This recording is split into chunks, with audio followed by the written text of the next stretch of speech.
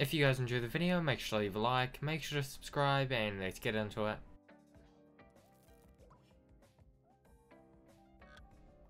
This is the Teen Wolf Season 6 Episode 20 recap and review. The final is told as a story that Scott is telling some werewolf kid that he saved from some of Monroe's hunters sometime in the future.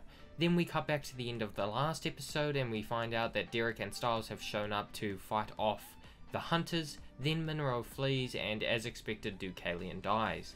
Scott and Derek hug it out, and then the group talks to Gerard on the radio, and Gerard baits him to the armory and other locations. Theo goes to the hospital to help Liam, Mason and Corey. Meanwhile, we find out that Stiles met Derek on an FBI raid, and the group tells them about the Anukete. Then Melissa wakes up Nolan, who was knocked out by Gabe in the previous episode, and gets him to help the group in the hospital. So the group goes to the high school to bait the Anukete. Peter gets turned to stone by the Anukete, then Jackson gets himself out of his restraints.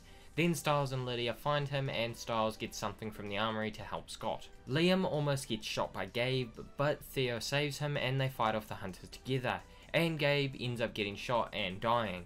Then Monroe shoots Scott with Wolfsbane and Derek burns it out so Scott can heal.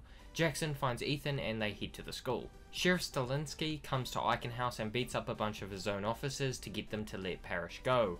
Malia, Ethan, Jackson and Derek get turned to stone by the Anukete. Scott then claws his own eyes out so he can fight the Anukete without looking at it. And Stiles shows up with Mountain Ash, which kills the Anukete.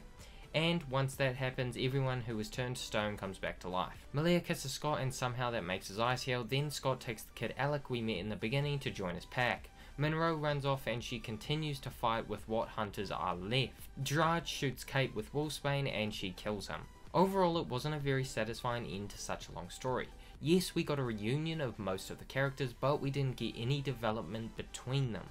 Although I have been hearing about a spin-off being in the cards, so that could be interesting if it does go forward. But I really don't think this felt like an ending, although it didn't really feel like a cliffhanger either, so it could go either way. I enjoyed the season as a whole, but I didn't really enjoy this episode. However, I do think that them finally killing Gerard was a good move. If you guys enjoyed the video, make sure to subscribe, and I hope to see you in the future. Bye.